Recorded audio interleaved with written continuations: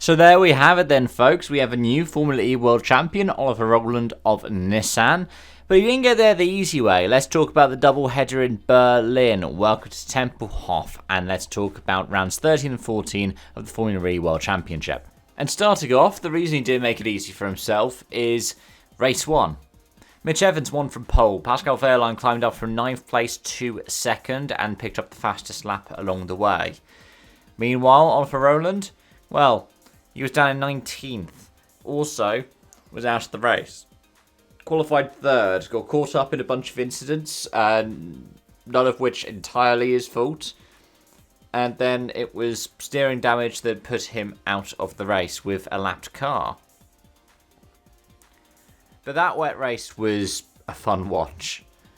It wasn't necessarily raining all the same, but it was something that generated lots of different headlines over the course of the ePrix. The pit boost didn't really factor too much into it. The attack mode did a bit, but I would probably say that it was a bigger impact in the second one. Overall, it was a good race by Wehrlein to be able to pick up 2nd place there, and a good drive by Evans to be able to start first and finish first in what is quite a competitive venue. That said, him and Wehrlein were quite a bit clear of, in the end, 3rd place Mortara because of a penalty for Antonio Felix da Costa, who was originally 3rd. Avdak was 4.5 seconds off of the win, 4 seconds behind Wehrlein, but the 10-second penalty dropped him down to 10th place, just ahead of Sam Bird. Race 2, on the other hand, was a lot of toing and froing. The day started off wet. By the time of the ePrix, it was dry. There were still some damp bits of concrete around Tempelhof, but it didn't really matter too much because it just ended up being a massive slipstream fest. It was peppered with a couple of different safety cars. For example, Buemi caused a safety car when he was out having lost power. Sam Bird was out with damage, and that also caused another safety car. Then we had a late full course yellow for Freins and Günther. But in the end, it was just the timing of taking attack modes, for example, that decided the winners and losers.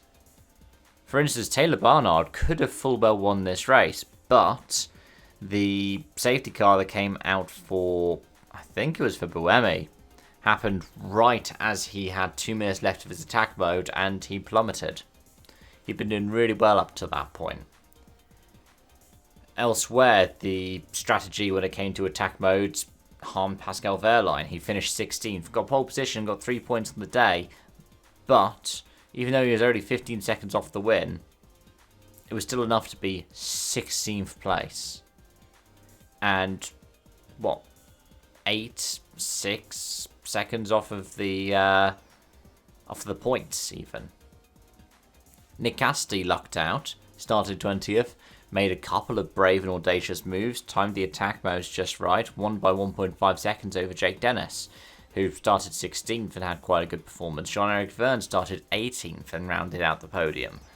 But Oliver Rowland, he got a bit of luck with the late race battles, the likes of Evans, Barnard and Drugovic, who I think he was quite impressive with his stand-in role this weekend. And when Evans and Barnard had their little sparring match with a couple of laps to go, the full course yellow flew at just the right time for Rowland to be able to hold a 1.5 second gap with a lap to go. And there we had it. He crossed the line. He finished 4th. He didn't get the podium. He did try to challenge Jev on the last lap, but either way, we have a new Formula E World Champion. And I want to briefly take a moment to talk about the broadcast package because there was a lot of really nice features around that this weekend, from the different messages that went out in support of Rowland to, well, after the race, the team radio. They got his daughter onto the radio as well. That was so sweet. It made me tear up, actually, watching it live. But it was really well done, really well put together, but that is Formula E. It usually ends up being really well put together and putting on a really good show. But yeah, let's quickly talk about the standings. Rowland has 59 points over Pascal Wehrlein. He is world champion. Taylor Barnard could still challenge Wehrlein for 2nd place, and the outgoing world champion could end up finishing third. 13-point gap with these two races. It is doable, and McLaren would probably want to see somebody scoring quite high up for them as they bow out of the sport. But it's nice to see in the top 4 we have 4 different manufacturers represented, 2 different powertrains. No, 3, sorry, bear in mind, because we have 2 the same with McLaren having Nissan powertrains. But Nick Cassidy has managed to, with the performances he had in Shanghai and here, climb himself up to 4th place in the standings.